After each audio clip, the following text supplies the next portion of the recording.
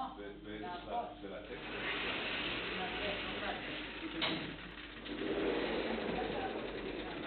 כן, והטקסט זה עדיין מעורפל קצת, אבל על זה. ואז בום, כן, הבנתי, אוקיי. נהיה לי כזה מין רגע מה של מוח? כן, אני יודעת עכשיו אמרה.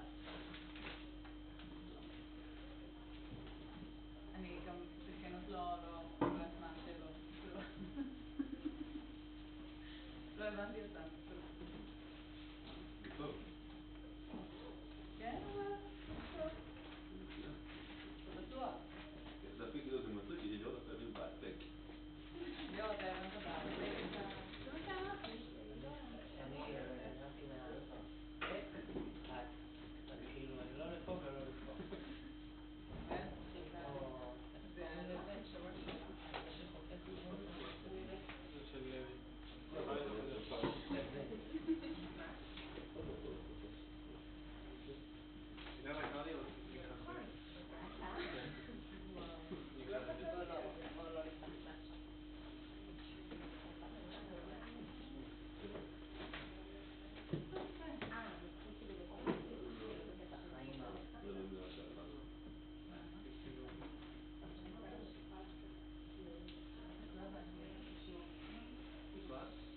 זה לא פוסקים אותו, אבל זה הכי מצחיק אותי.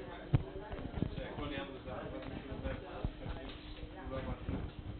מה? אבל זה לא קורה פעם. זה לא נפרד. היום השלישי,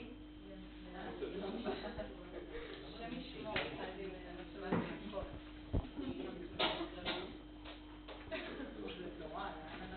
All right, welcome back. Shavua Tov. I'm going to be continuing in for Yonatan today for 2 hours, picking up right where we left off. So the broader context that we're going to get back to at the end of the day is if we're talking now about a situation, a setting where we want to learn associative memory similar to the Hopfield network, but we're going to have limitations on our synapses, and it's going to be expressed in the fact that the learning is going to be probabilistic. Every time we see a new memory, we're going to change the synapses, but with some probability we'll be changing them, and with some probability maybe they won't change. And so in order to do that, we're taking a mathematical detour to introduce the whole framework of Markov chains, which is part of the motivation for teaching this whole section is really just as an excuse to introduce you to Markov chains, because it's a really important framework and technique in a lot of areas in general in the world. So the setting was like this. We have some number of states. Jonathan drew it as like this house with a set of 4 different rooms. And the key principle of a Markov chain is that the probability of a transition depends only on where you are now. So if I'm in a given room, I have some probability of moving to any other room, right? So we wrote that probability via a matrix. We said Mij is the probability that given that I'm in state j at time t, that I'll move to state I at time t equals at t plus 1. Right? So everything is discrete time, and in the framework you move. I mean, you don't have to move, but there's a possibility to move at every single step. So like at every single step there's a random draw, and you go to the next position. There might be some probability to stay. Notice like the condition that your move is independent of anything except for your current state is a very strict one. So we might imagine a much more complicated setup where I'm walking through a house and my next step depends not only on where I currently am but where I came from, right? And that in a lot of cases might make more sense. But in principle, we can extend this very same framework to include that. We can say my current state is defined as where I currently am, I'm in room C, and also where I was in the previous step. So I could expand this same framework and say, okay, now I have a Markov chain describing the probability of moves where my state is defined by where I physically am now, plus where I was in the last step, and now my transitions are dependent also on my current state and my previous one. And then the framework is extended. but there's always going to be some limitation on the memory going back. So that's the framework, and we have this transition matrix Mij describing the probability of moves from state J to state I. And so in order for that to make to be well defined, I'll just write it here. So for that to be well defined, first of all, we have that Mij, all of these are bigger than or equal to 0. And then, right, we must have that, right, given that I'm in state J, I must move somewhere. So therefore, we have the sum on Mij over I, over the possible destination states. That has to be normalized to 1 in order for this to be a legitimate probability distribution, right? So each column of the matrix is a probability distribution describing where I'm going to go to from state J, right?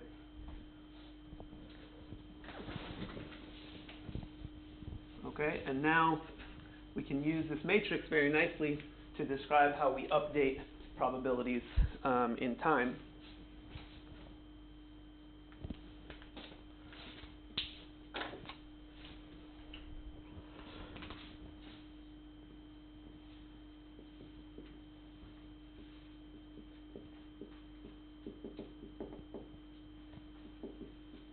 Or the dynamics.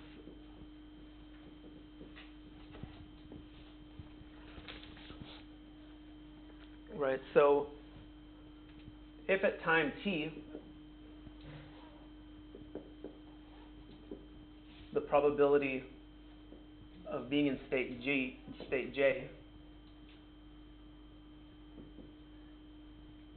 is pjt,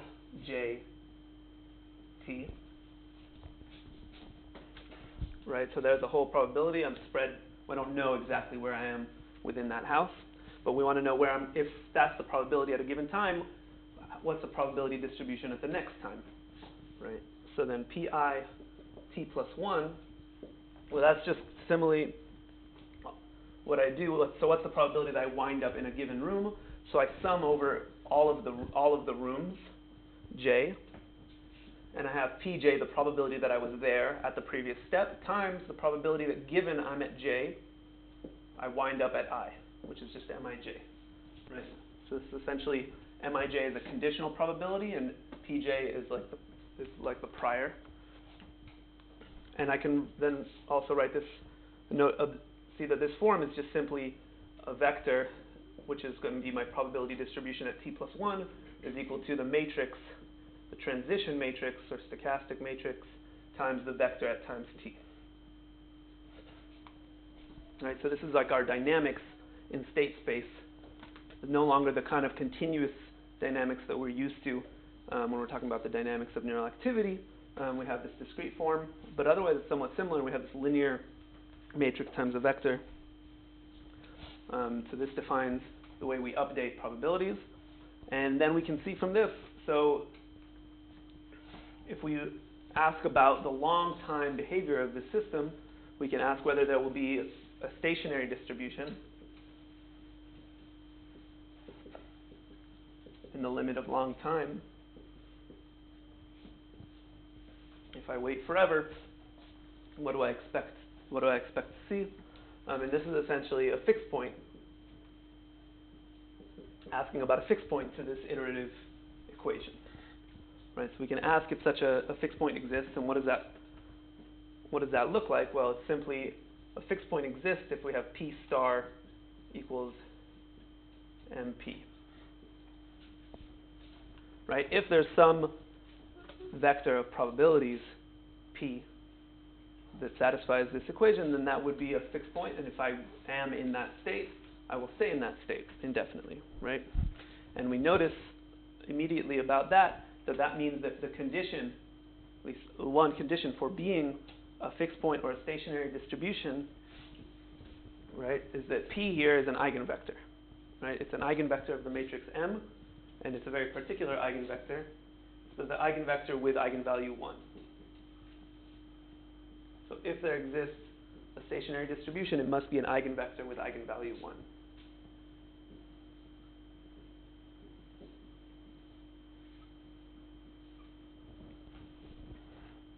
Does that make sense? So that's the first thing to notice. Crucial property of Markov chains. And it turns out this is really what underlies the original algorithm of Google PageRank, surprisingly enough. So when Google came to thinking about how to do their search, when somebody searches, how to know what would be the best suggestion to give them, they thought about each page in the internet as a state, and from that state there's a probability to going to every other state, which is to every other page, which is just empirical. When people are in one page, what links do they press?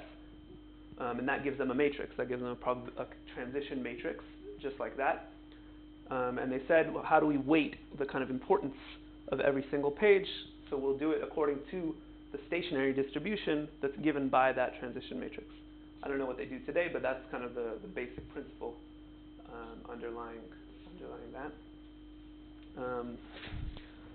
Now, but then what's the obvious next question, though? We said if there's a stationary distribution, it must be an eigenvector with eigenvalue 1. What's the next question? Begs the question, does such an eigenvector exist? Right.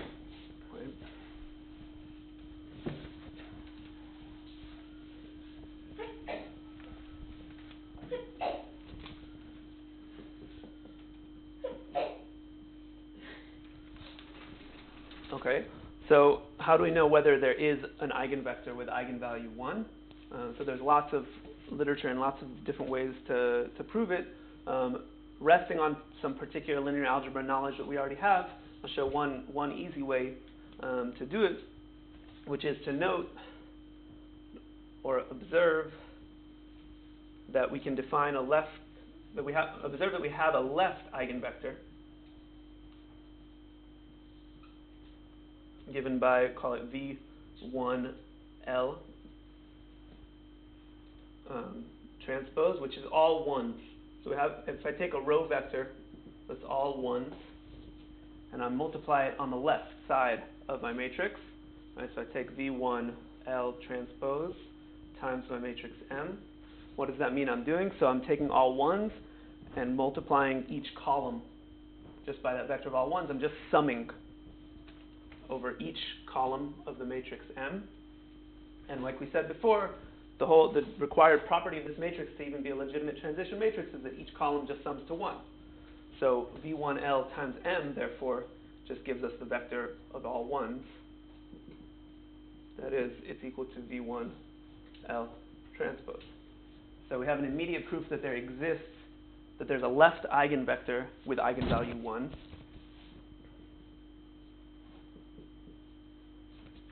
And we can recall from linear algebra that an eigenvalue of a left eigenvector means that there exists some right eigenvector as well.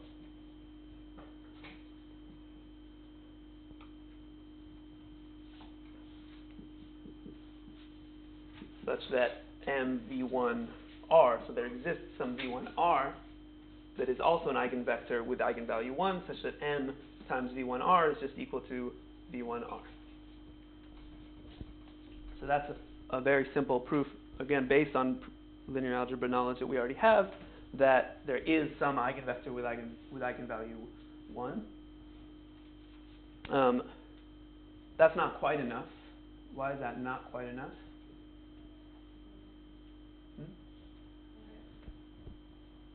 So we want V1 to essentially be the probability, the stationary state, the stationary distribution, so we need it to be able to be a probability distribution.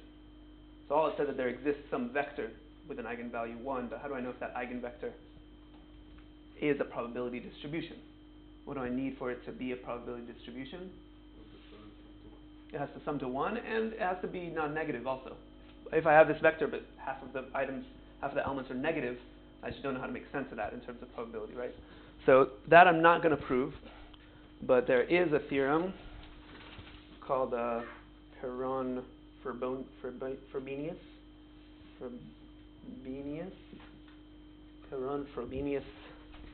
theorem. And it says that if the whole matrix is non-negative, then the leading eigenvector is also non-negative. Or basically, it'll say that this eigenvector is is non-negative. So if all the mij are greater than or equal to 0, then v1 r is greater than or equal to 0 for all I. So that theorem exists. You can look it up if you want. Okay, so all those elements are positive. Is that enough? That's the sum to 1. Okay. So how do we verify if it's going to sum to 1? That's a trick question.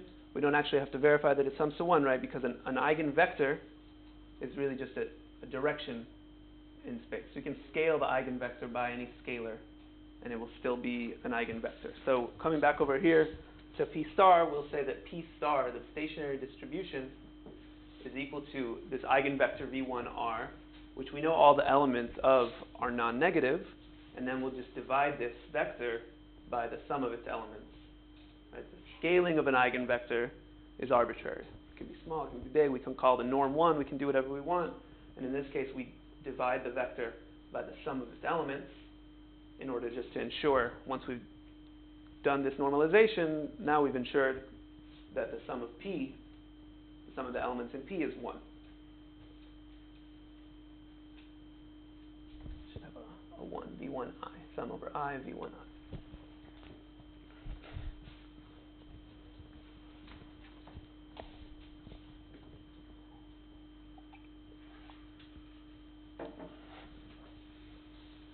Okay, so through partial proofs here, we've established that if we have a Markov chain, it's defined by a matrix where each element gives the transition probability. Given that I'm in state J, what's the probability of moving to state I? And in that case, there exists a stationary distribution, which is a fixed point of the dynamics, and that's a probability distribution that's stationary under those dynamics.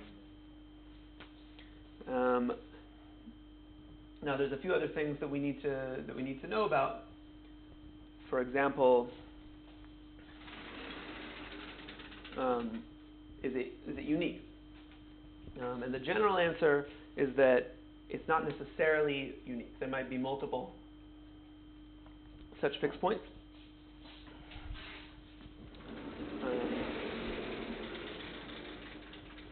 But we have this definition that Jonathan introduced, an ergodic Markov chain. An ergodic Markov chain is also called an irreducible Markov chain. And it's one in which, for every pair of states, there is some time at which I might move from J to I, meaning all states are essentially accessible from every other state. And it turns out, generally speaking, in such an ergodic Markov chain, the stationary distribution not only exists, but it's unique. Does this mean that you will ever even reach the fixed point? We found it. Great question. Okay, so now we have a stationary distribution under general conditions. It might even be unique, but will we get there? So let's see.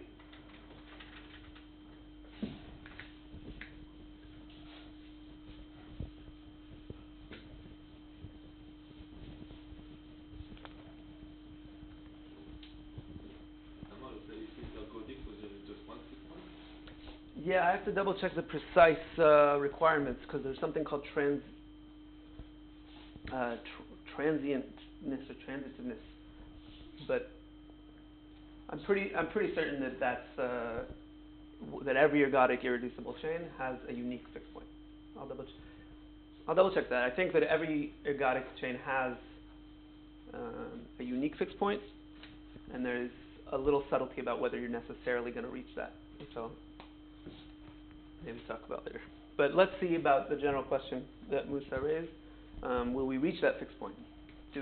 So essentially, do we convergence to the stationary distribution? Yeah. In a non-ergodic matrix, would we have the number of fixed points that we will have, or the number of bounded states that we can Like if we have from C to D and from A to D and those are two bounded states, yeah. we will have two fixed points? Yeah, that's essentially the situation, right? So the essential thing is that in a non-ergodic system, you kind of have segregated or bounded like subsets of states. So you might have the rooms closed off from one another and 2 rooms here and 2 rooms there, and each one of them would have its own stationary distribution. It just depends which one you start in. So that's that's exactly the thing.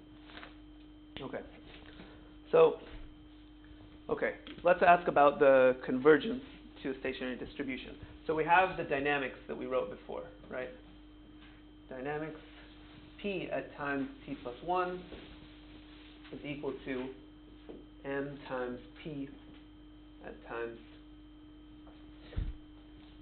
t, right?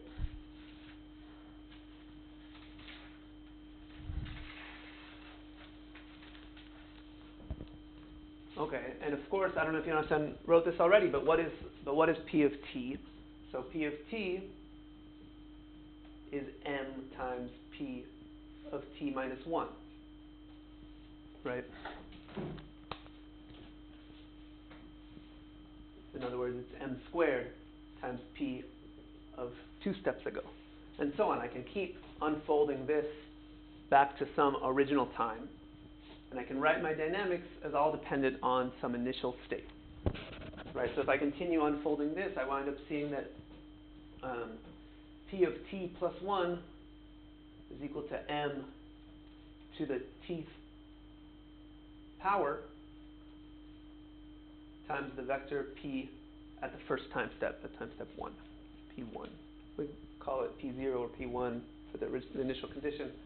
But the point is the number of steps that have unfolded is just represented by the power of the matrix. 2 steps is 2 powers of m, and t steps is t powers of m, right?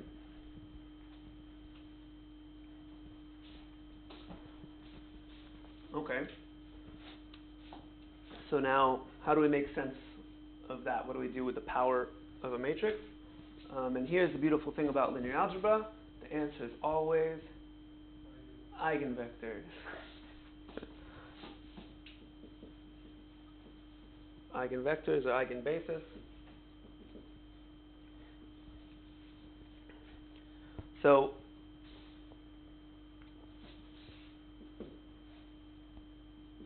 assuming that the matrix M has a full eigenbasis, a full set of eigenvectors, then we can write it like this: the matrix V, whose columns are the eigenvectors of M, and matrix D, which is diagonal, and then V inverse, right?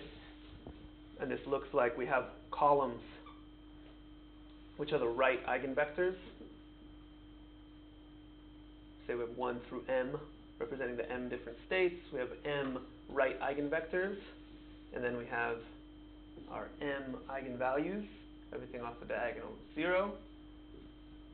V inverse, if you remember, we can visualize V inverse and think about it as the matrix of left eigenvectors. The rows of V inverse are the left eigenvectors. I recommend reminding yourself why that makes sense, working it out.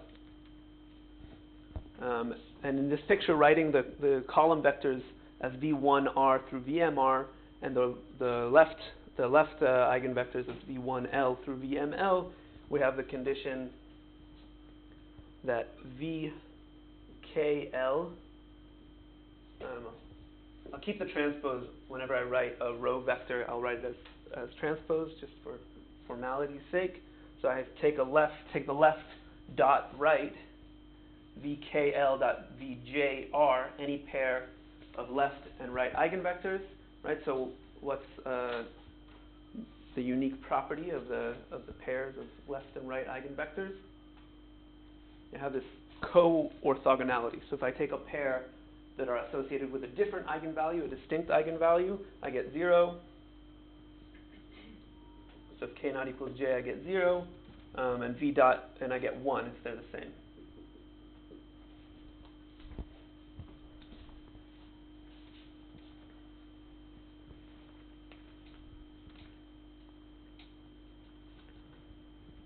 Okay, so how does the eigenbasis help us here? We've seen the eigenbasis help us solve differential equations. How does the eigenbasis help us with matrix powers? So let's see what m squared is. V dv inverse times V dv inverse. Very nicely, we have V inverse times V. That cancels out, and we can write that as V d squared V inverse.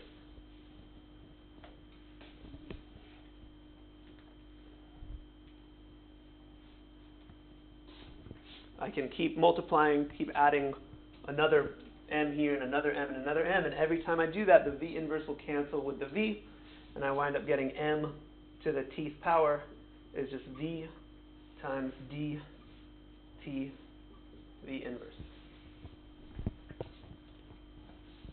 Okay, so what's so great about that? Well, I have this tth power of some matrix, which could be very large. If I wanted to calculate that out, I have to do a full matrix multiplication, t times row times column for all the rows and all the columns. Maybe there's some faster algorithms to do it, but here I do a much simpler thing, right? D to the t is just these lambdas on the diagonal.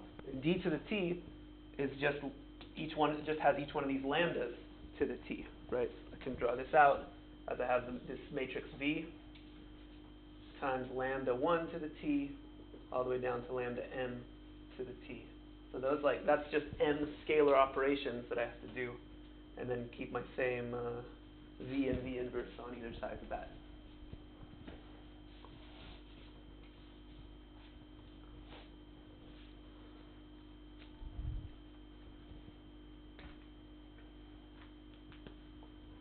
Okay, so that's very nice, and it's really analogous, it turns out, to solving the differential equation via going to the eigenbasis.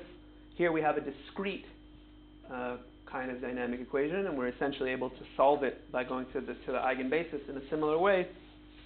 And so then it results, the result of that is that we can write p t plus 1 is equal to V d to the t V inverse P1, the initial condition.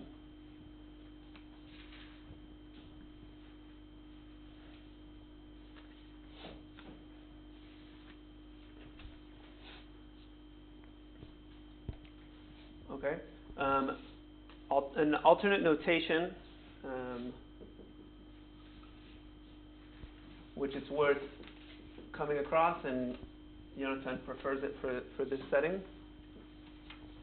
So the same matrix multiplication, the same eigenvector decomposition, we can write it as a sum of outer products. So we can equivalently write M summing over the k eigenvectors, and for each eigenvector we write this outer product of the kth right eigenvector scaled by the kth eigenvalue times the kth left eigenvector transpose. So that's our outer product, right times left transpose. So each one of these is a matrix, and we can sum over from k from 1 to m, where m is the size of the matrix, m by m. And you can check this for yourself also, that this is equivalent to this picture. But this is just an alternate notation of the eigenvector decomposition. And then we can rewrite, right? So from this formulation, m squared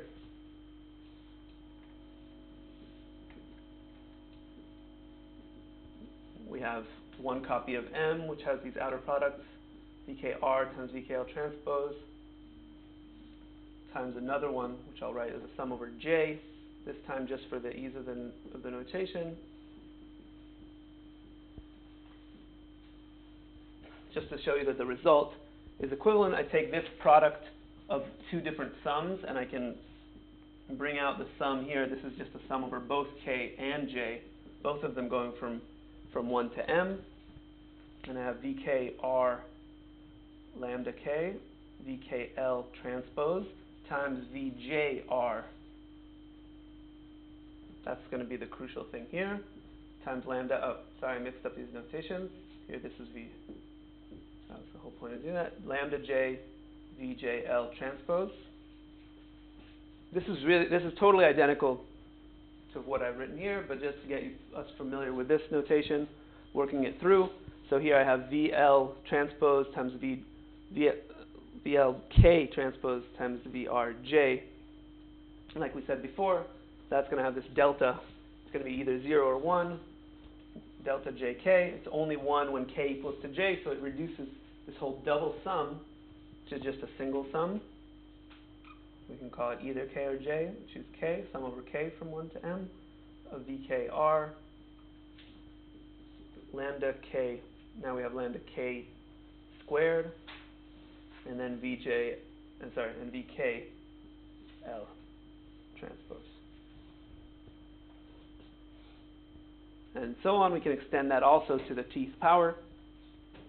And with this notation, we just have P at T plus 1.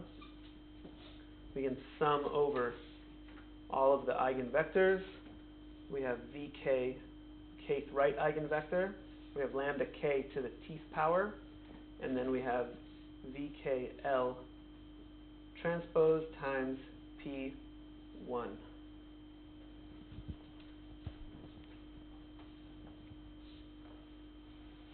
Okay, so again, totally equivalent. It's just an alternate notation.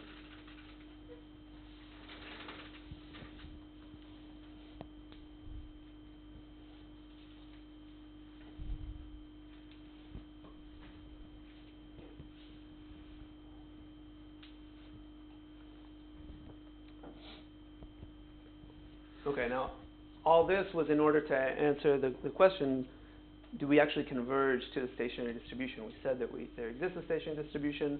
Under broad conditions, it's unique, but we want to know if we actually converge. Okay, so what does all this help us?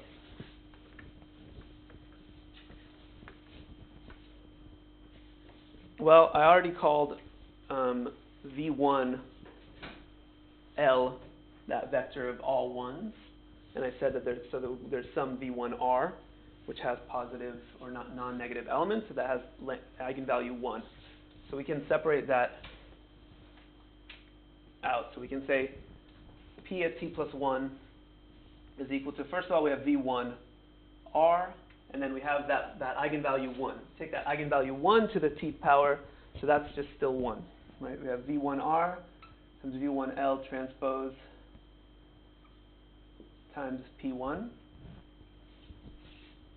and just an observation, and then we're going to sum over all the rest, right, K greater than 1.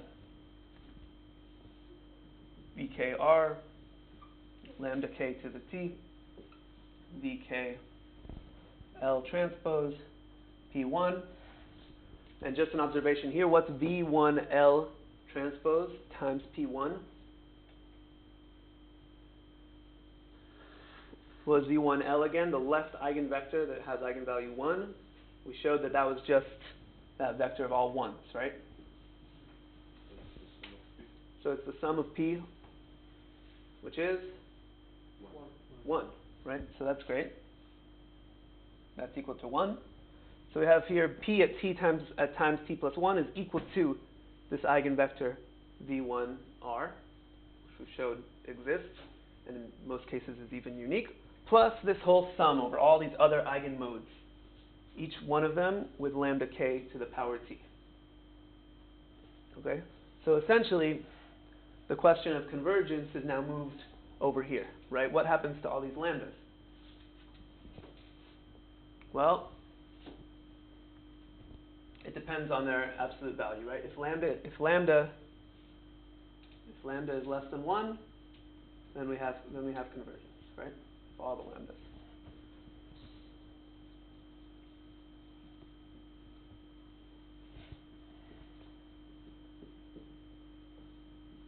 So convergence requires the absolute value of lambda K be less than 1 for each K greater than 1.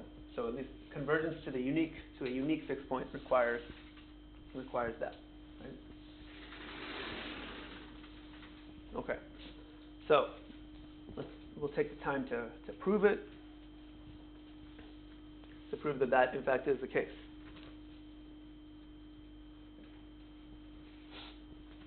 Okay, so how are we going to check if we can bound? How are we going to establish a bound on all these other eigenvalues? So first of all, suppose that we're looking at some particular left eigenvector. We're going to do it through the left eigenvectors. So suppose that we have some v such that v transpose m equals lambda v. That gives us some left eigenvector with some unknown left eigenvalue, right? In other words, we can write that same expression. We have the sum over I, the elements of v, vi, times mij along the jth column. That gives us lambda times the jth element of v. Right? That's the same expression, just in terms of the indices. Okay. And now we want to look at the absolute value of lambda vj. At the end, we're interested in the absolute value of lambda.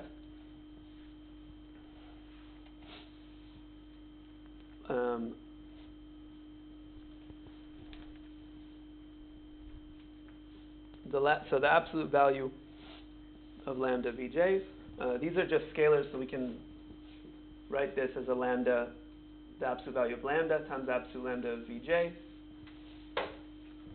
Okay. So this, just by the definition of this being an eigenvector, it's equal to the absolute value of this sum over I, vi, mij. That's just equal, plugging the definition in of the eigenvector. Now we have the absolute value of a sum. So we have a well-known inequality, maybe called the triangle inequality, where you can take the absolute value of a sum and bound it. The maximal value of the sum will turn out to be really essentially if all the elements of the sum have the same sign, then they kind of all add up together. So we can bound the absolute value of the sum by the sum of the absolute values. So we bound it by the sum over I of vi and the absolute value of mij. Of course, mij we know are all non-negative, so we have mij are greater than or equal to 0, so we don't even need absolute value bars here. So that's very nice. Okay, so that's generally true. For every element of j, we have this condition that lambda, the absolute value of lambda, times the absolute value of that element of v is smaller than or equal to the sum over all I of vi, absolute value, times mij. Yeah, all of this is to try to bound the absolute value of the eigenvalues, right? Again, this is all in the aim of proving that we get convergence. So we're going to try to show that the absolute value of lambda is smaller than 1, and in that case, these lambda to the power t shrinks in time, such that eventually in the large t limit, we'll be left with exactly our stationary distribution, right? So this is how we're going to prove convergence. Okay, so we have this condition. In particular, this will hold even for the maximal value of v, the v with maximal absolute value.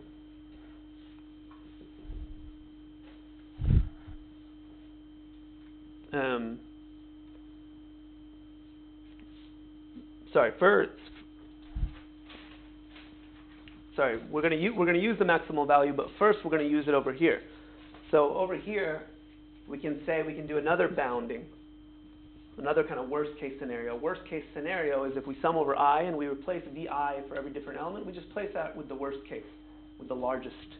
So we replace that with the sum over v max, with v max here instead of letting it depend. And we know that's going to be larger than or equal to, most likely larger, unless they're all the same. But it's fine. We use that as a bound times mij. Okay, so that bound still holds. But now we've taken out the dependency on I of this. So this is just now sum over I mij times v max and we know the sum over I of Mij, that's equal to 1. So that's the motivation. That's why we replace the I just with the worst case so that we can pull it out of the sum. And then we get the sum over I Mij is equal to 1. So that leaves us this whole bound, gives us a maximal value of Vmax. So we know for sure that the absolute value of lambda times Vj for any j is smaller than or equal to just simply Vmax, the largest element of V. And we know that that's true for every single j. So in particular, we know that that's also true for Vmax.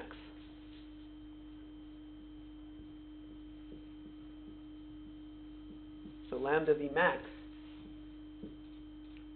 is smaller than or equal to Vmax.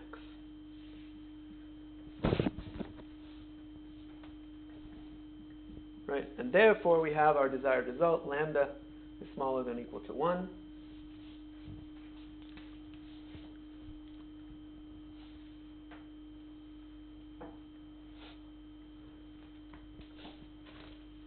So we know that the lambdas can't be positive, and if they're negative, or sorry, they can't be larger than 1.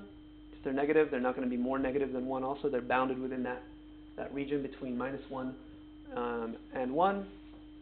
And like I said, but didn't prove, if we have an ergodic Markov chain, then V1 is unique in the sense it's the only vector with eigenvalue 1. So in that case, we know that all the other eigenvectors are actually have lambda strictly less than 1.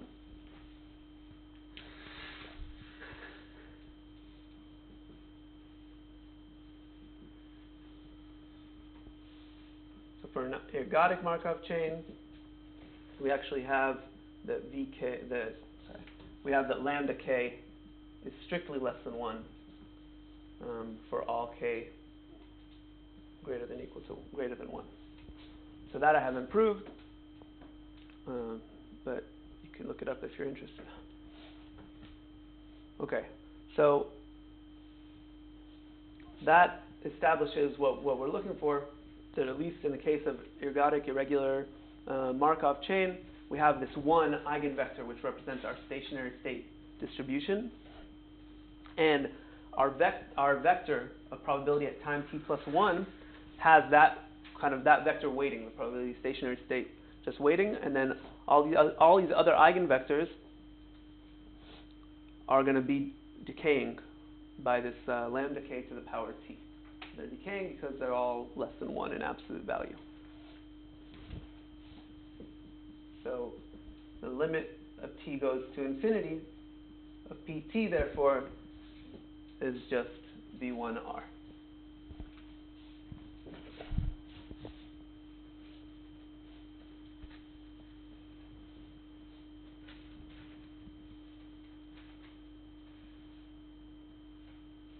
So that's our convergence.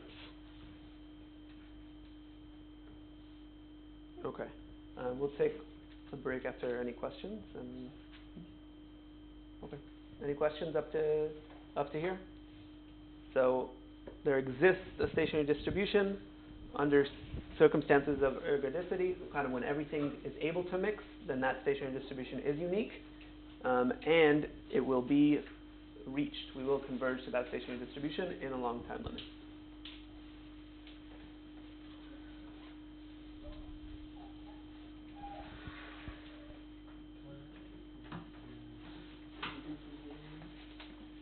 So here it's pulled out the Vmax from the sum, and this is part of the definition of the distribution of each column. All you have is Right.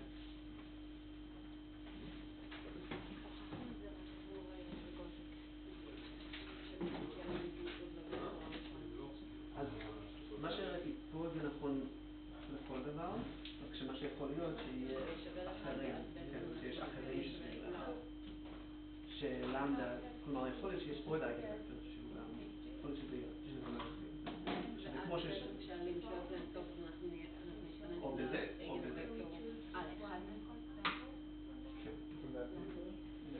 Well, I mean, they show you how to analyze it, right? And they show you how to... שאלה טובה. בעיקרון, So that's אנחנו one. נכתוב את זה. Talk about partial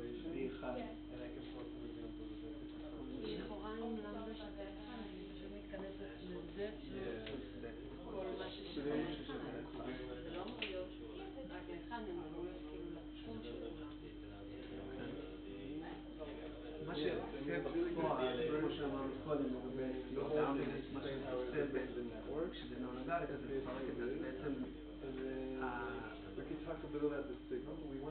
מה שיהיה זה שנגיד ה-VL לא יהיה אחד עם כל המצבים, יהיה אחד עם הקבוצה של bounded. והאחרת יהיה V1 אחר, כאילו, אז זה יהיה בדיוק, זה יהיה פה, V1.P1 מהinitial condition, הרבה מהם יהיו 0, מי שלא יהיה 0, זה יהיה 1, even though like I think once the next two techniques are like resting down techniques, so it's like a basic technique. And then right, this is we basically talked about how to analyze the connectivity patterns. So basically the ICA will explain that. Yeah. And then here, this could be an interesting thing when they talk about the network. So I don't even think we can mention functional or structural connectivity, but I don't think we have to think about that too much. We can like mention it because we don't have to. So we can mention just אז one. אפשר אבל לבדוק מה יהיה הסכום לפני אפשר, אבל הנקודה שלו שתמיד שיש אחד, אי אפשר להגיד לך אחד שזה בגלל תמיד לפחות יש לי את זה. אז מה קורה פה? פה נגיד אני עושה את הסכום על כל האלמנטים, יש לי פה את הסכום הסכום הזה, זה אחד, מה קורה פה? אז מסתבר שזה מתאפס. We'll give like a few examples of this, like small world. תראה, כבר פה זה Yeah, it's a different. חייב להיות שזה מתאפס. כאילו אנחנו יודעים שזה בסדר, כי קודם כל כבר כתבתי M. And then basically here the section is like we can give like a few examples of like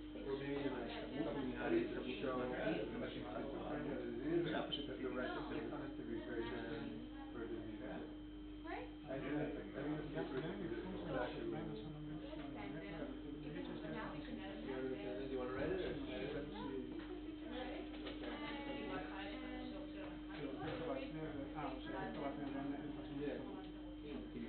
כל וקטור עצמי הוא בעצמו לא ונגיד אתה לא יכול להתחיל תמיד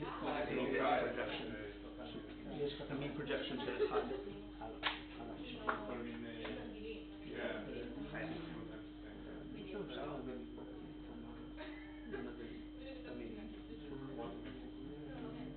לא, אני גם חושב שסתם קצת ארוך נורא.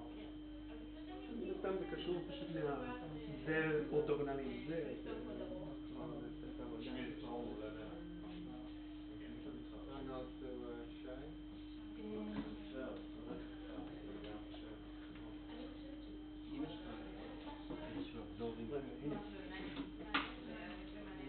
זה אחד אורתוגונלי לכל אלה.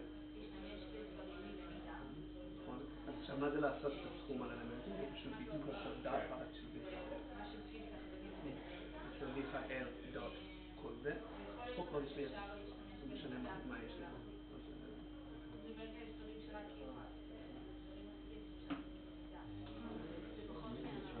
אבל אם זאת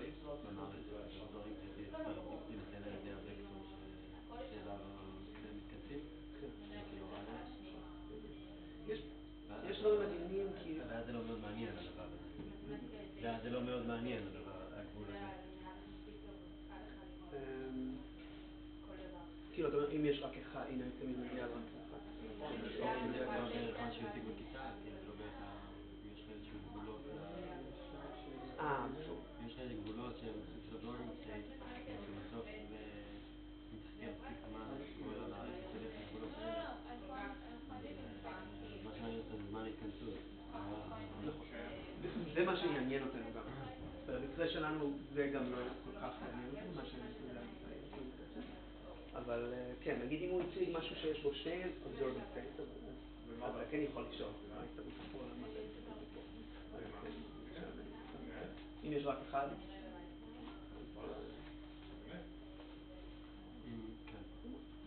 טוב, שאלה, אני לא יודע איך יש לך, כאילו observing state אחד, איזשהו... אם יש צורה יש פה דברים מדהימים, יש פה דברים שאני קצת... כן, זה מגניב. זה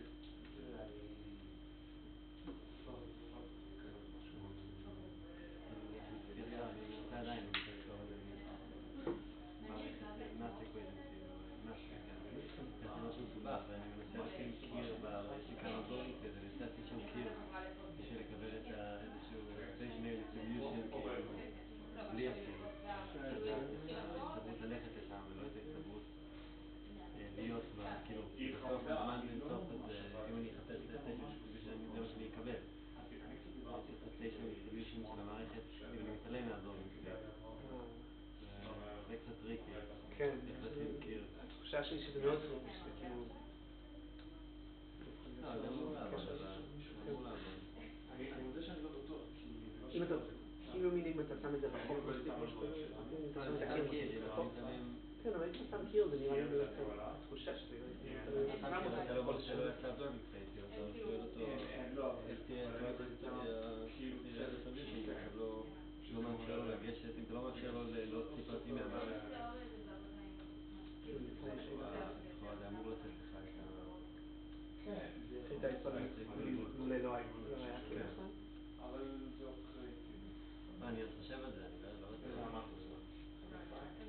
אני ממש לא מומחה בזה, סתם מתעסק לי. אבל היו לנו שאלה עוד.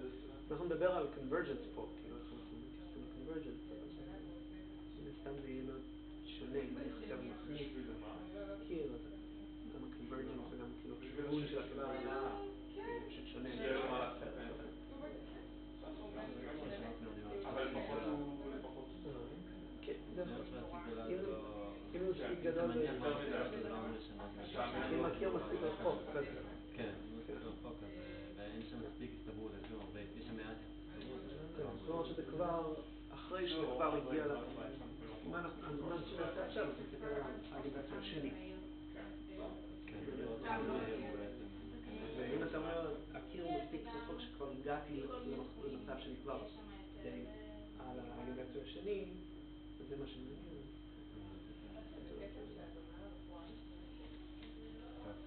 מי אחד? אוקיי, אני לא רואה.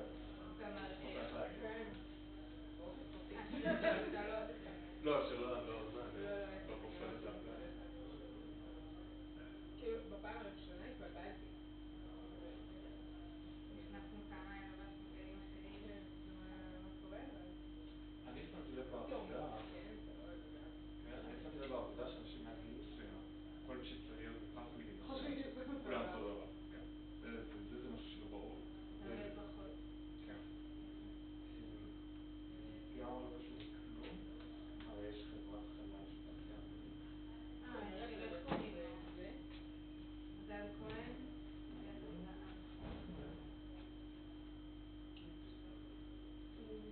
סטודנט של גיירון? אולי הם עובדים עם חלק מהמערכות שמפתחים אצלנו, משרד המדע, כל מיני דברים כאלה. אולי. כמה נגיד אתה חושב שזה?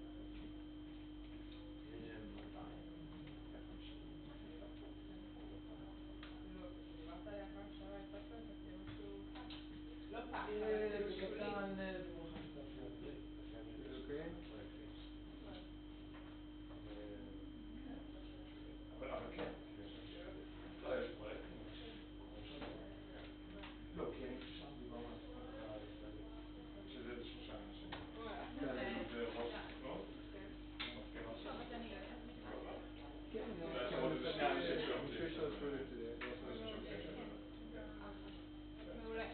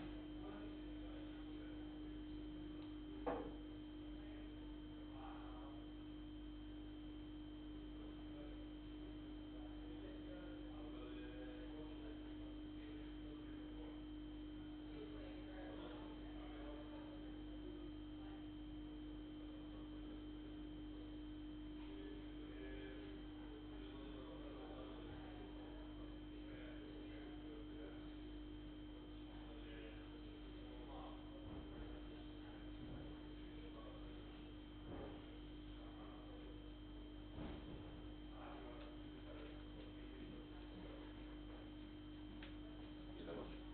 השאלה קצרה? זה במודל של excitation and inhibition, כאילו רק עם שתי נוירונים. לא הבנתי מה המשמעות. כאילו האם צריך לעבוד על הנוסחאות ואיכשהו להגיע לשם, או שזה מתחיל forward, כאילו לא הבנתי פה.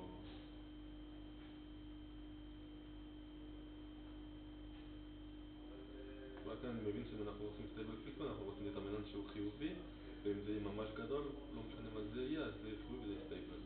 אז באמת זה אומר של... כאילו אם זה אלגברה ש... זה לא כזה אוטומטי לדעתי. אוקיי, ניסיתי כאילו בשבת לעשות את החישוב, אבל... אני מניח שצריך רק לכתוב דברים. אוקיי. לא זוכר בעצמי. שלו. Do we have like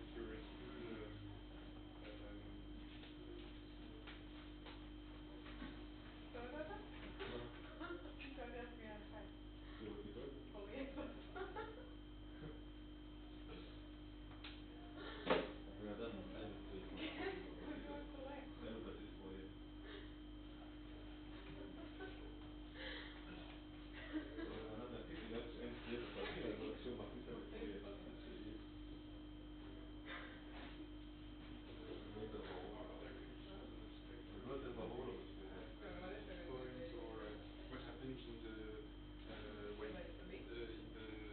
when n becomes very large, or I don't know, because we know you have the semicircle, long large, or Gaussian symmetric matrices, so in that case that means that we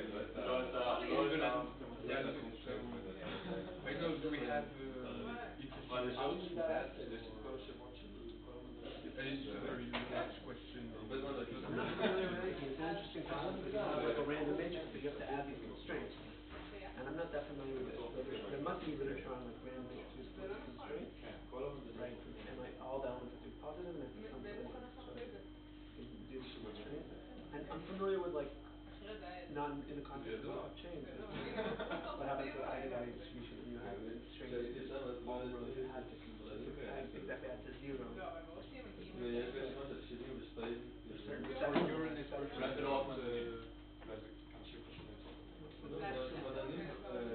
my guess is that people in stochastic processes have done that kind of thing. But I'm not familiar. And are we going to talk about stability of the physical material? Because I guess now, because we're in the stochastic process, we add the perturbation. Yes, the convergence. The question of the convergence has to be defined in terms of convergence and probability, convergence of... Yeah. And it's essentially we've got the answer already here. If we add any perturbation, right? If we add a perturbation of probabilities, then essentially we just kind of go back into these dynamics that we see already here. So whatever it'll be, it'll decay in the same way. Essentially what we've shown here is stability. And I think I've heard that there exists also a mark of change in continuous time. Yeah. And does it change anything for the dynamics? Not familiar with this. I imagine that in principle it's the same thing. Changes it from probably changes from powers. You go from discrete time to continuous. You use the thermodynamics into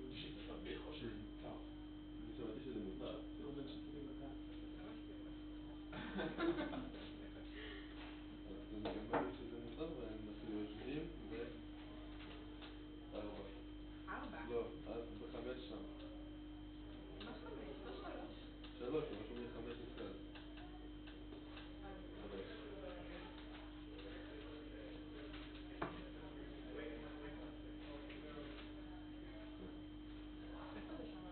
יודעת. זה פעם ראשונה שאני שומעת. אנחנו קוראים ל-estimated כן?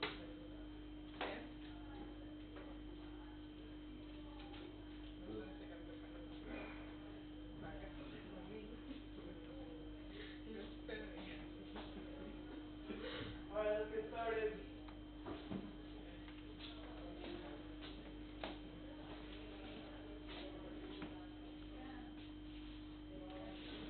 לא מצליחה לחשוב על דרך שזה יהיה... זה עניין של לאלגברה פרוקומפלקטיבית. לא מצליחה לחשוב על דרך שזה יהיה מסתובב יותר, שזה יהיה מרחק סביר בין כל הסיפורים.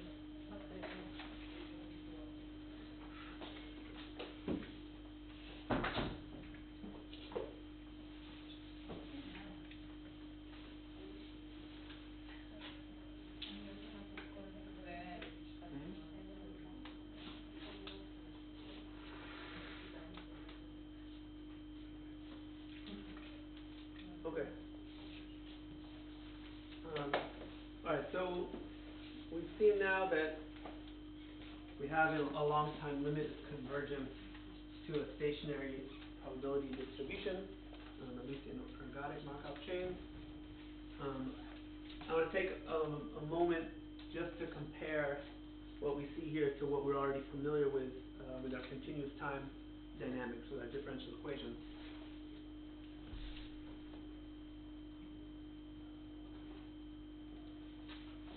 We have things that we're used to, which is like using the eigenvectors, but we have these different forms, different notations. Lambda to the power t, which we haven't seen before. So let's recall what we're used to seeing in terms of linear dynamics, at least. We have some vector of states, and we define the dynamics as x dot, continuous time dynamics, with some matrix m times the current state x.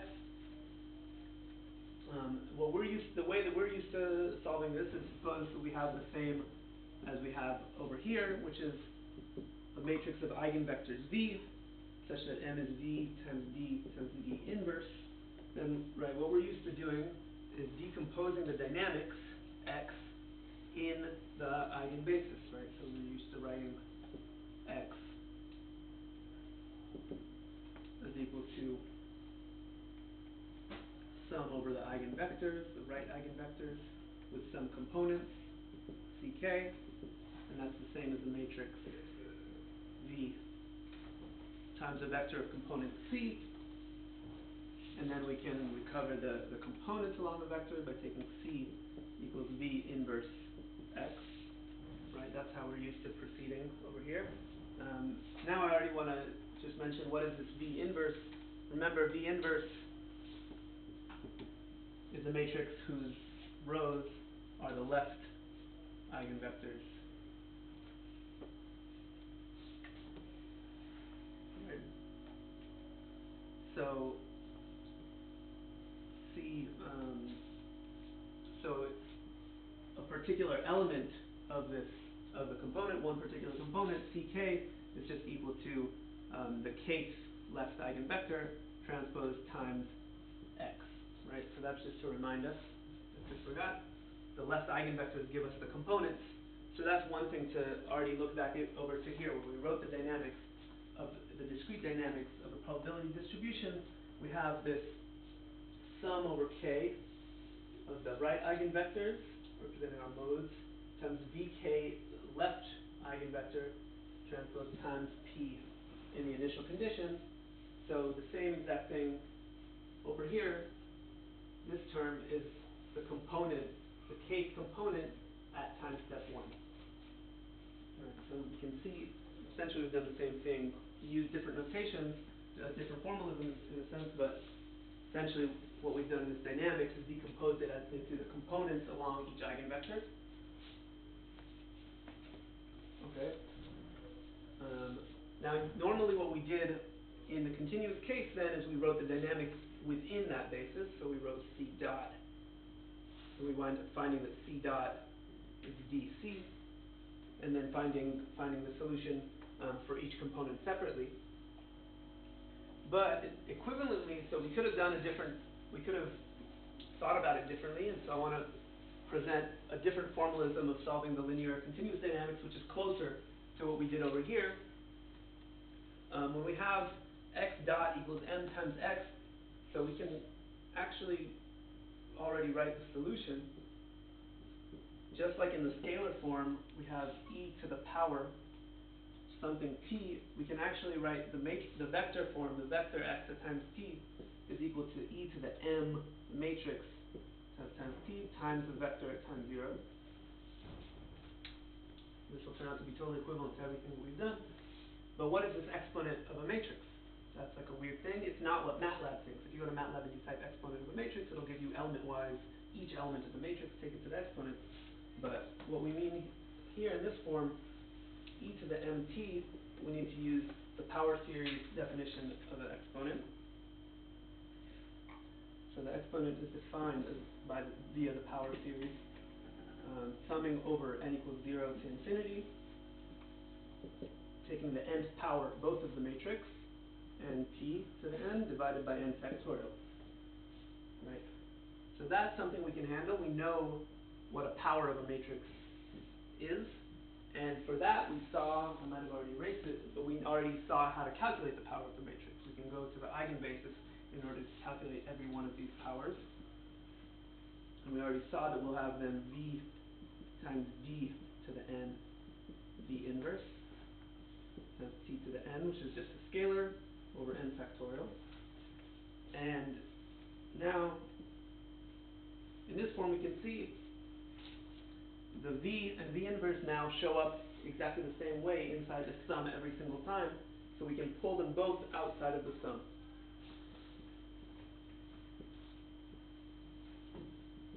So we can write that the exponent is actually equal to v times the sum of n equals 0 to infinity of d to the n over n factorial with the v inverse outside.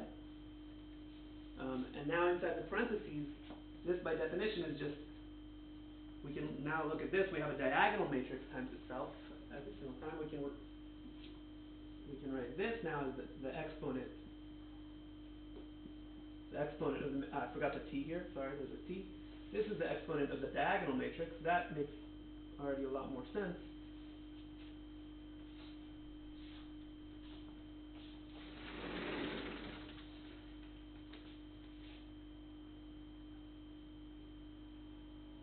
Because this is just a matrix now where along the diagonal I have e to the lambda 1t, e to the lambda 2t, and so on, e to the lambda mt, and the previous one was zeros off the diagonal.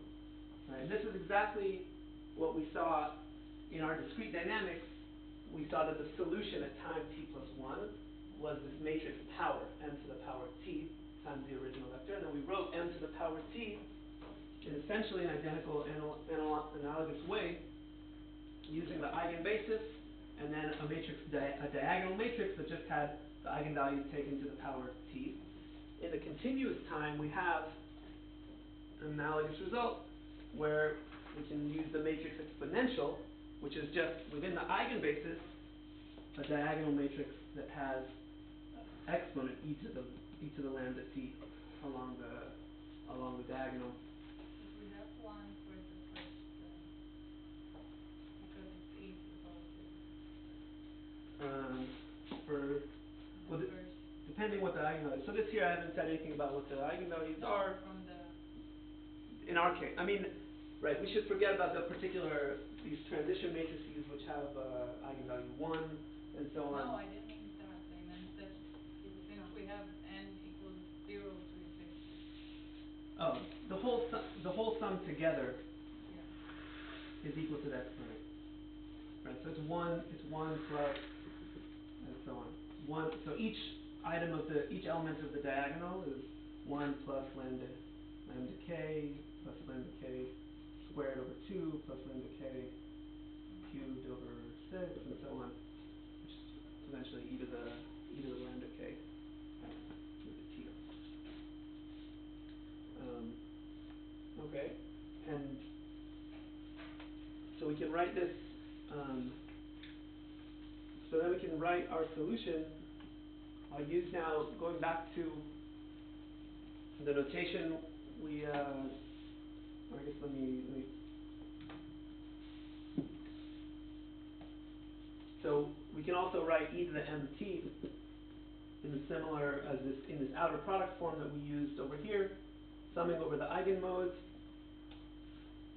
We have the right eigenvector times e to the lambda k t, and the left eigenvector.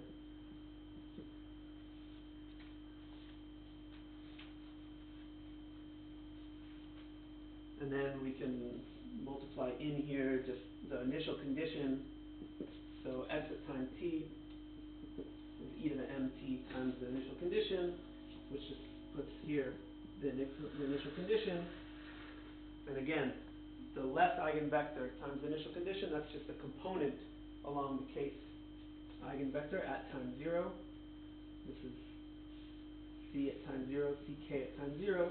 And that's like a result that we're used to seeing, right? So the full dynamics solution at time t has the projection onto every eigenvector at time 0. That evolves according to e to the lambda kt. Decays if they're all stable, and so on. And then the activity is along that eigenvector for each mode. So that's just a reminder of everything that we're used to seeing, but just with different notation. To bring it in closer to the direct analogy that exists here, now that we've moved to discrete time. Right? So this, just to confuse you by mixing continuous and discrete, but hopefully bring things together and make everything a little more coherent. But it's really a side note, right? Because here what we're dealing with is the discrete time dynamics. Discrete time dynamics, where the time, the probability vector at time t plus 1 is n times the probability at the previous time. But we use the same eigenbasis decomposition to find our solution. And we eventually got to this place here, where we have p at t plus 1 is equal to v1r, which is our eventual steady state, plus the sum over the different eigenmodes, k greater than 1, vkr, kth eigenvector, times lambda k to the t power, and then this component along the kth eigenmode at time 0, ck0. Right? Again, ck0 or ck1, k1, which is the projection of the initial probability distribution, the probability vector p, on the kth eigenvector, for which we use the left dot product with the left eigenvector. Okay. Now, we've shown already that roughly shown that the lambda k's have absolute value smaller than 1, so that we're going to converge to the steady state. Now, let's make our way back to the context where we're talking about all of this. We're going to have now synapses. We're going to come back to a state where the synapses have randomness to them. There's going to be a Markov chain describing each synapse. And the steady state distribution, we can think about it as after we've dumped tons and tons and tons and tons of memories, infinite memories, such that the system has kind of forgotten and mixed up everything. That's going to be our steady state. Our steady state is going to be a state of forgetting. We put way too many, an infinite number of memories, so for sure it's going to be, everything's going to be forgotten. I think maybe Jonathan already talked about steady state. We have like a steady state where the probability of any different value of the synapse is totally uniform. That might be what we expect at steady state. Particular values of synapses are just uniform. And so that V1R isn't going to tell us really anything useful. What we're interested in is the amount of time that we're able to hold the memory. If I put in a particular memory at a particular time, so that'll give me an initial condition, p vector 1, and then I want to know how long, what's that time scale which I expect to decay back to steady state, and that'll give me a kind of rough estimate as to what's the memory capacity. Because each time step I'm putting in, I think about introducing a new memory into the system at each time step, and then ask what's the time scale at which I forgot the original memory I put in, which is to say what's the time scale at which I return to the steady state distribution. So what do we mean by a time scale of convergence in this case? So each of these terms decay, right? And the slowest to decay is the second largest. So that's essentially what we're interested in here. We want to know the time scale of decay.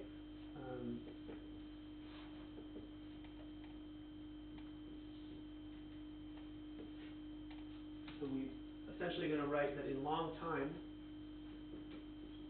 not in the full limit of t goes to infinity, but asymptotically, we have p of t is going to be approximately equal to v1r, the steady state, plus essentially the last one of these terms to decay, which is just going to be the second one. Number 2, the second largest, v2. So we have v2r, lambda 2 to the power n, and then whatever the initial projection on that node is. So that's lambda 2 is the second largest.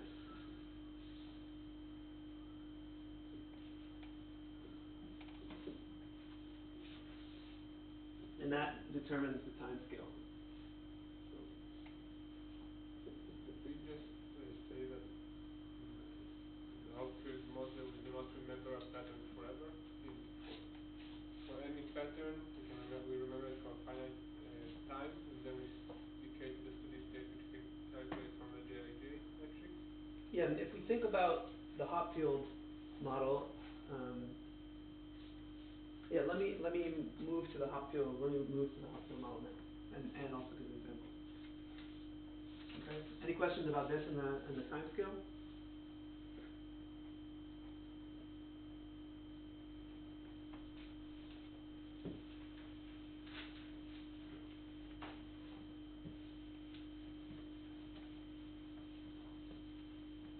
Shouldn't it be What does it lambda? say?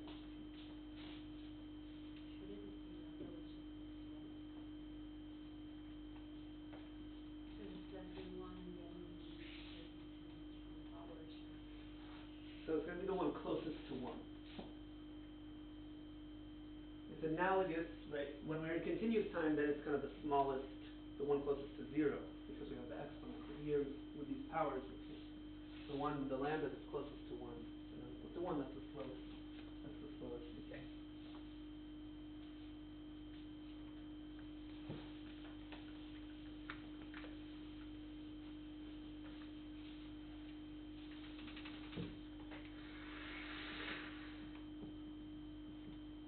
Okay, move to question about Hopfield. So we saw, the way that we saw Hopfield already, an H to mean Hopfield, is that we just defined it, right? There was no time involved when we the way we met Hopfield. We just have 1 over n, sum over the different memory patterns, pi mu, pj mu. We just defined each synapse, given some set of memory patterns. That's the way that we saw it. But we can think about it instead, and it's often thought about as a learning process.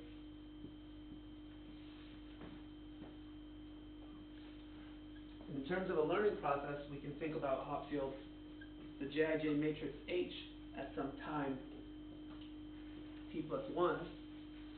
We can think about this as iterative. At every time step, I present the network with a memory, and then I'm trying to learn that memory pattern.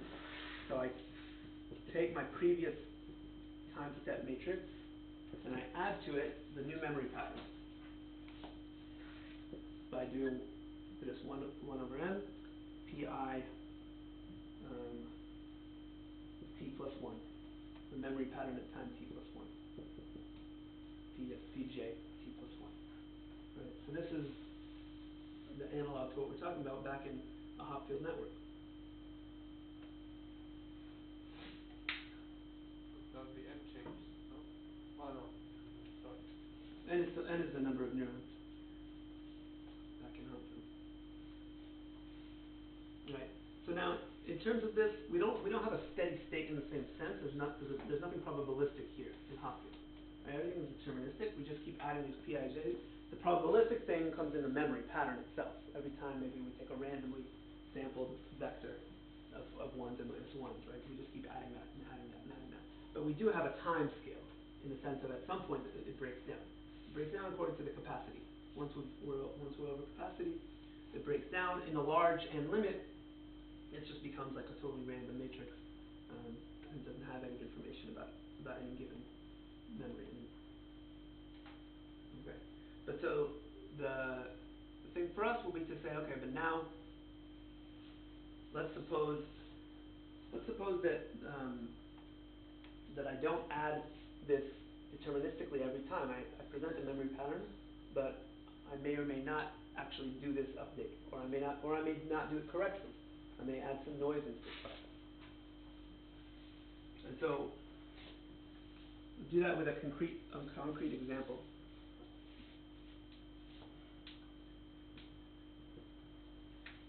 Which is an example where an extreme case of limited synaptic resources or limited synaptic states.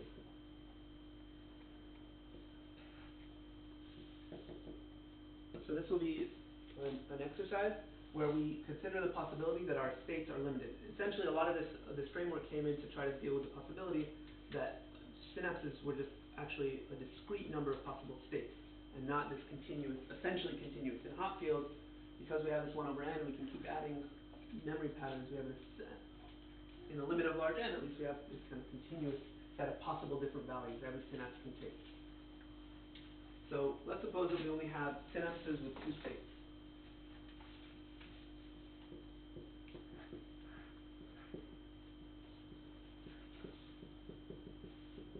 Gij equals plus or minus 1 over n.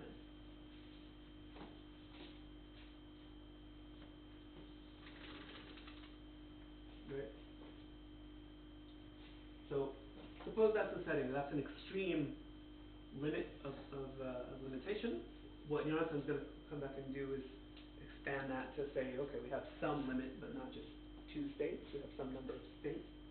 But let's look at this case. There's only 2 states, plus or minus, for every single synapse Gij. Now, if I just do what Hopfield does, and I look at the newest memory pattern, and I say, okay, if this memory pattern gives me a positive overlap between those 2 neurons Ij, then I make it positive. Okay, so then I essentially, and the next memory comes around, and if now I do what the next memory says. If they have negative overlap, I switch it. So it's pretty obvious here, if I do that, I get a memory capacity of 1. Right? The next memory comes along and just wipes out whatever the synapses were storing. So that's not very smart. So in that case, if we have these limited resources, it might be a benefit, and it probably will be a benefit, to not do this update every single time, but to say, okay, let's consider a situation in which I only do this update with some probability. Okay? So we're going to do like this. Jij at time step t. We're going to do the update with some probability q, which we define. We say, and maybe we'll even optimize the system so we can see what's the best thing we can do. We do this kind of like sparse update in terms of not every time we see a memory pattern we do an update, but for each synapse independently, we say with probability q, we do this update, and then the synapse just gets equal to 1 over n pi t pjt. That's with probability q. And with probability 1 minus q, it just stays the same as it was at the previous time. Jij t minus 1.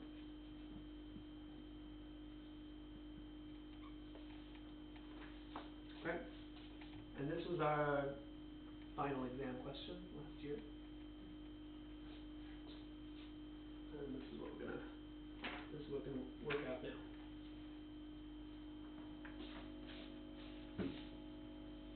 Does the setup make sense? Any questions about that?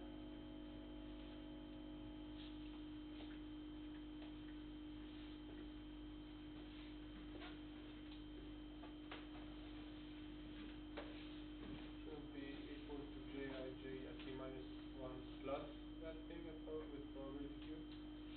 so why didn't I write this as Jij plus is because I'm only limited, I only have two possible states.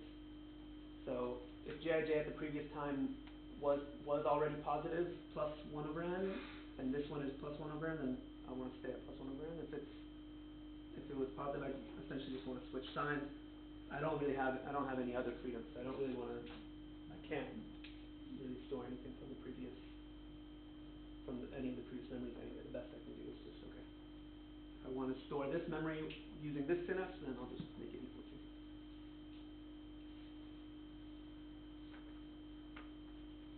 Okay, so the first question, sub-question here was just write the Markov matrix describing the translation of a single synapse and find the steady state distribution for a single synapse, steady state and the expectation value and the variance for Jij, right? So essentially to find P of Jij at steady state and find Jij bar, the expectation, and the variance at steady state. Okay, so let's do it. I want to write the matrix M Ij. Okay, this is going to be confusing. Ij is every single synapse, but now let's just forget it. We're looking at just a single synapse. Right? Just imagine we're looking at one synapse, so I have the matrix M.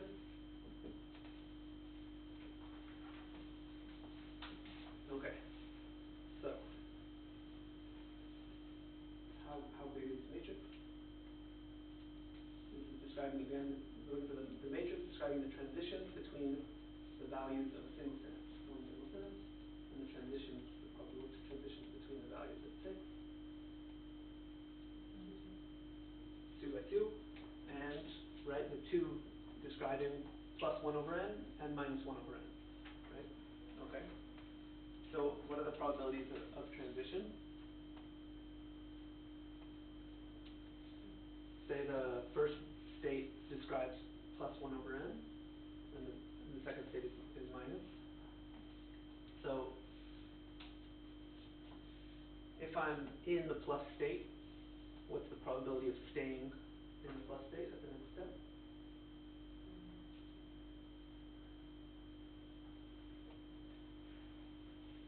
That is a very common error that maybe a majority of last year's class made on this exam. 1 minus 2 plus the probability that they will be equal. Right, exactly. So we have, if I'm in the plus state, first of all I have a probability that I stay in that state because I don't even do any update. So I have 1 minus q, but then I also, there's a probability q which I do an update, but within that possibility there's a probability of half that I anyway stay in the up state just because the new memory leaves me in the same state, right? Does that make sense? That's because, I didn't write it explicitly, but each pi t is equal to plus or minus 1 with probability 1/2. Right, so I can stay in the same state because I didn't do an update, but I can also stay in the same state because when I do an update, it just happens to be the same. So that means that I have 1 minus q plus q over 2. So I have 1 minus q over 2 to stay in the same state. And like I said, I was surprised to see it, but that was the majority of students, I think, made that mistake last year. So Some minus larger. 2 plus what?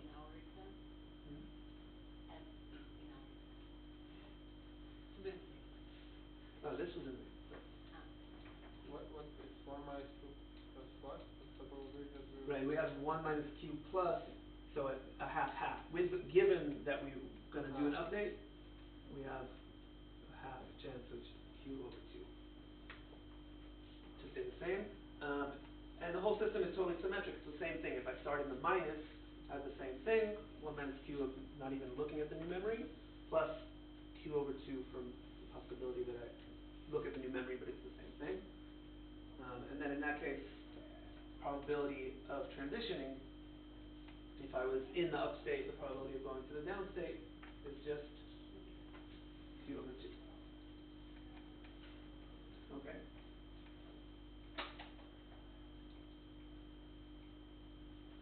Alright, next. Steady state distribution. Okay. So how do we find the steady state distribution? What is it again?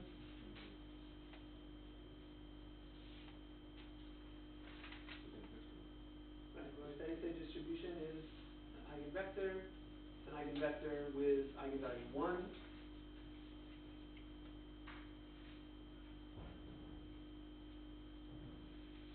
What do we guess is a good hint for doing test questions? Don't just put your head down and like crank things out in the algebra. You're like, okay, eigenvector, let me like write the characteristic polynomial and get the eigenvector of this thing. First guess. First look at the thing and say, what do I expect? What do we expect the steady state distribution to be? Homogeneous, right? I expect it to be homogeneous. I expect the probability just to be half-half. Everything here is like, I could go up, I could go down, I could stay the same, it doesn't matter.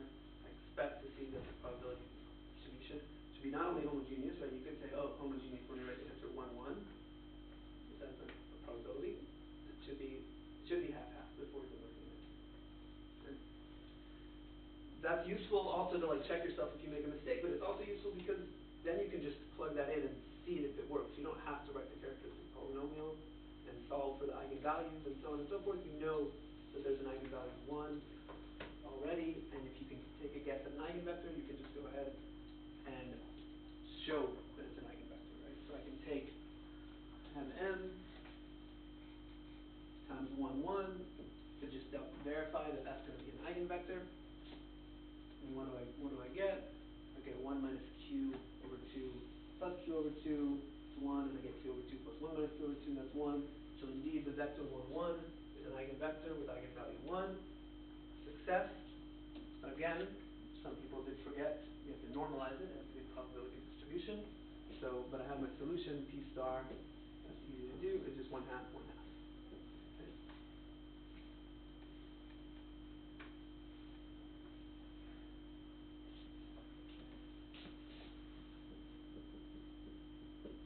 Okay, and now what's the expected value of a given synapse in steady state?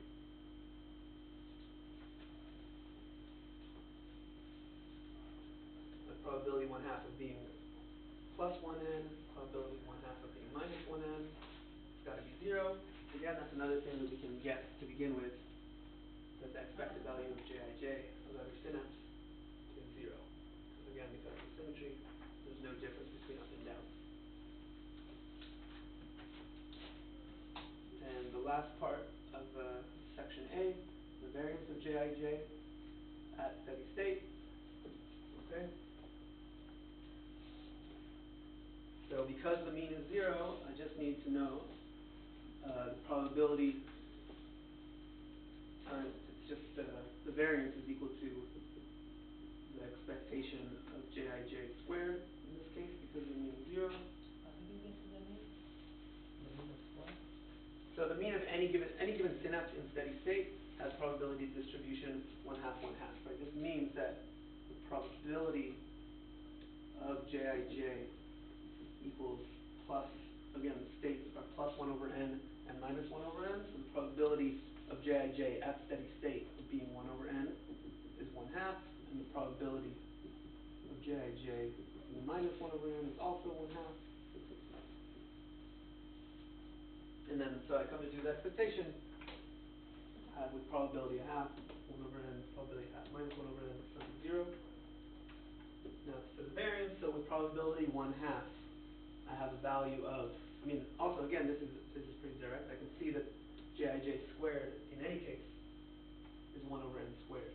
So it doesn't matter. Probability 1/2, I have 1 over n squared, plus probability 1/2, I have again 1 over n squared. So it's 1 over n squared.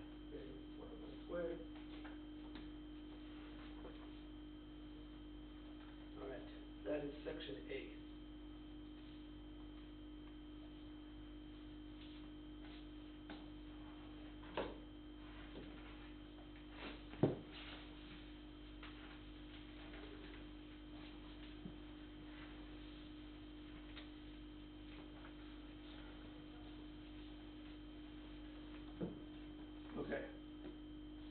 direction B. Given some initial distribution on a given synapse, P0, find P at time step T. Right, in other words, find probability that the synapse is equal to 1 over n, and the probability that it's equal to minus 1 over n, given that the probability vector at time, given the probability vector at time 0. Okay, so now we're talking about the full dynamics of this probability distribution. Right, so now we use, again, by the construction of the transition matrix, we have P at times T is equal to M P T minus 1.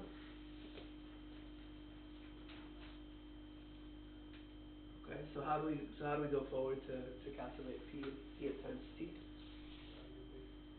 Ooh. Right, we can use the eigenbasis. Even before that, we're gonna, of course, we know that we can keep unfolding this and write n to the power t times p0, and then it's that n to the power t that we're gonna write using the eigenvectors, right? Okay, so for this we do need the full set of eigenvectors, not enough to just have found the right leading eigenvector, which is homogeneous. We have to find some more.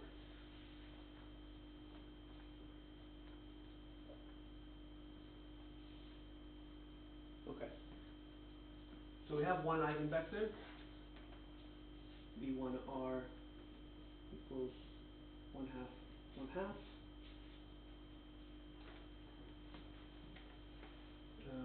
Okay. What about other eigenvectors?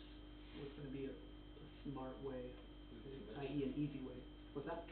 Symmetric? It's symmetric, right. The matrix is symmetric. That's a great observation. So it should be orthogonal, right? So the second eigenvector must be orthogonal to 1/2, 1/2. So it's equal to what? And when I say that second eigenvector, I mean the second right eigenvector, right? So it's equal to what? What's orthogonal to this? This is the homogeneous. Hmm? Yeah, the scaling maybe doesn't matter too much. It's positive and negative, right? 1 minus 1, 1/2, minus 1/2. For the other eigenvectors, the scaling, there's no guarantee. The other eigenvectors, by the way, aren't legitimate probability distributions. They don't have to be, and in fact, they can't be legitimate probability distributions. It's only the leading eigenvector that's a legitimate probability distribution, because that's our stationary distribution. The other ones are always going to be just adjustments to the stationary. Okay. In this case, there are only 2 eigenvectors, so that's good. But let's recall the expression that we had. P of t, so we have v1r plus the sum over k. In this case, there is no other k. There's only one other k. We have v2r lambda 2 to the t, and then here we need also a left eigenvector, right? The first left eigenvector is all ones, in this case 1, 1, and then we need also the second left eigenvector times p0. Okay. How do we find the left eigenvector? We haven't talked about that much.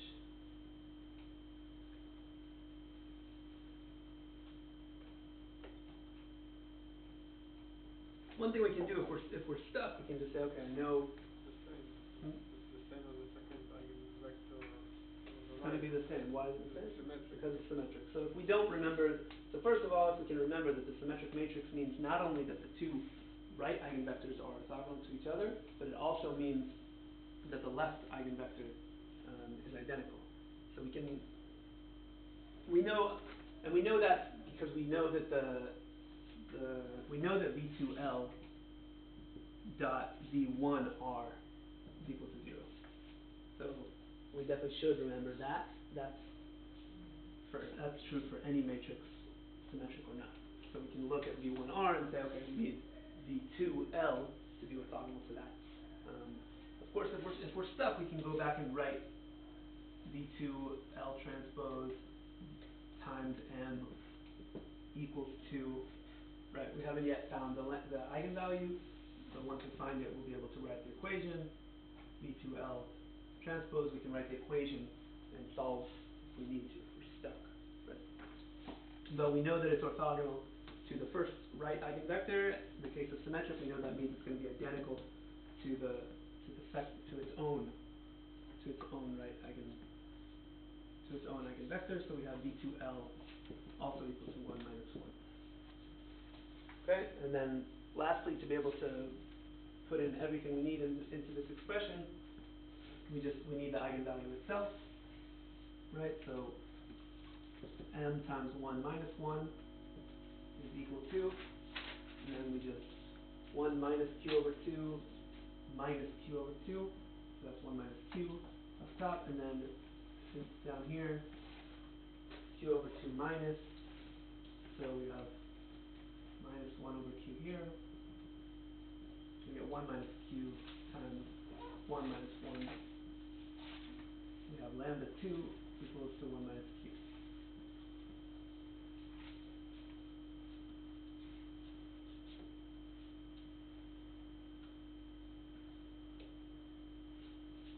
Great, so that's all we need to just plug right into here for the full precise solution for P at time t, given P at time 0. So we have 1/2, 1/2 stationary distribution plus 1 minus 1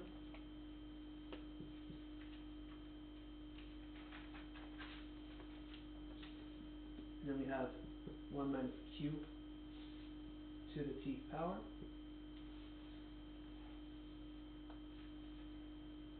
Oh wait a second, I'm going to make another mistake that probably some people made. We have another condition.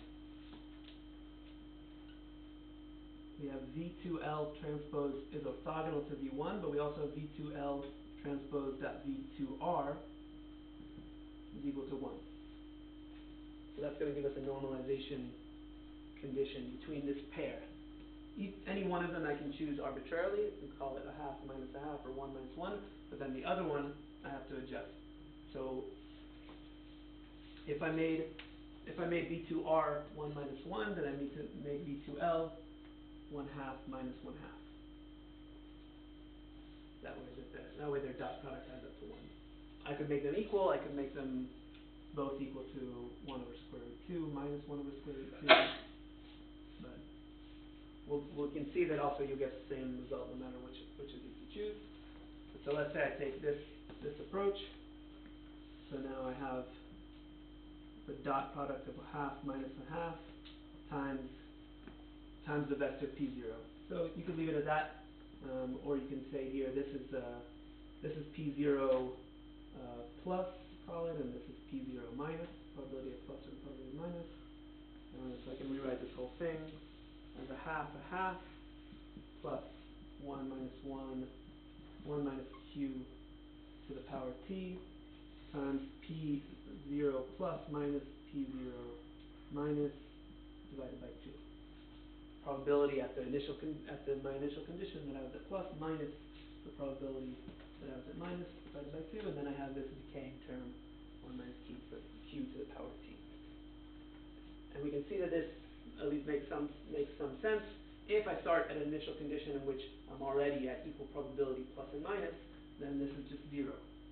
And that's just self-consistent with the fact that if I'm at time 0 already at 1/2, 1/2, I just stay there. Okay. We will probably leave it at that, though there's more here. The next part of this was, okay, now we have the probability distribution at time t. So let's calculate the expectation value of Jij given this. Right, so we take this vector as a probability distribution and just calculate the expectation. And we'll leave the rest, I guess, for next time. Eventually we're going to get back to, you notice I already defined the, what do you call it, signal?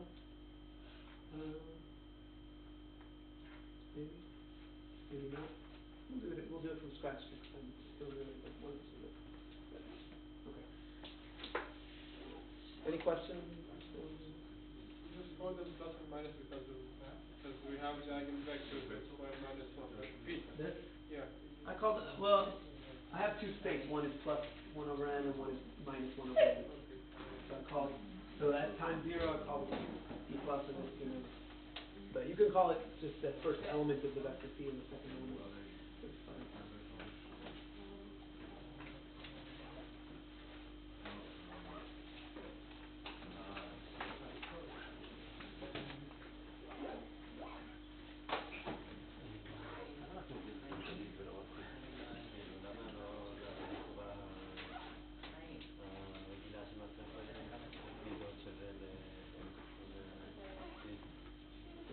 בסופו של דבר במקרה הזה אנחנו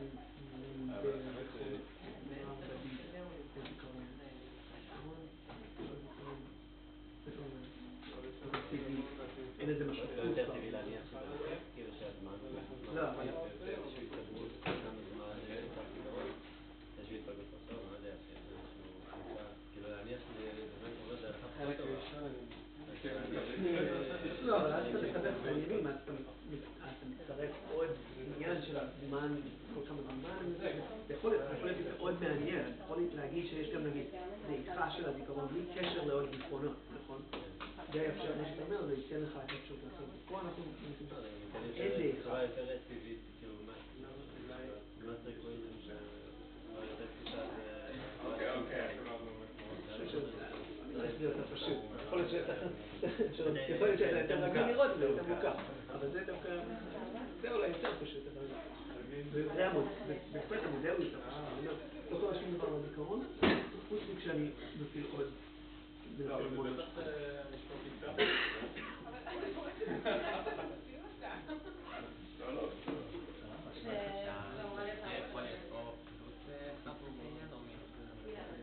אבל בצורת עדכון אתה לא מקבל שזה נכון. כאילו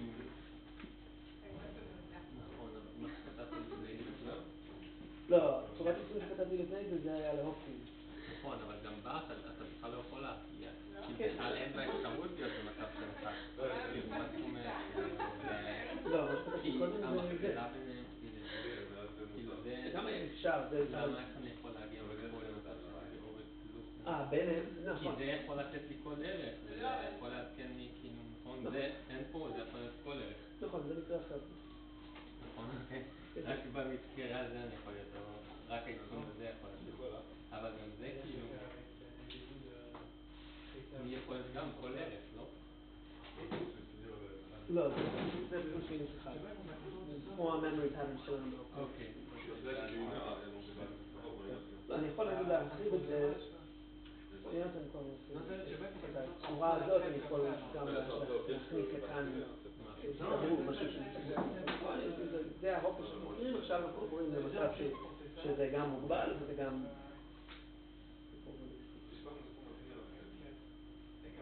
זה לא, כאילו, זה המצב, כאילו, ברגע שבצד האני, זה מה שכתוב פה, זה או נשאר אותו דבר או הופך לזה. כן, העדכון הוא לא באמת... אין עדכון, כאילו... אוקיי, זה לא קצת מוזר. נכון, זה קצת מוזר. זה כאילו מודל גנרי כזה, לא ממש... הגיוני. זה אקסטרים קייס, הרבה פעמים אתה אומר, אוקיי, מה יהיה אם אני עכשיו בהסתברותי, אז בואו נסתכל על המקרה הכי פשוט. אתה יודע מה, כשצריך למתי יצאו הפרקים בספר החדשים, כאילו... אני יודע שהאחרון ששם, אז יהיה עדכון לזה. הבנתי. בקרוב. אבל אין ספרתי עדיין להמשך, אני במתח. Cool.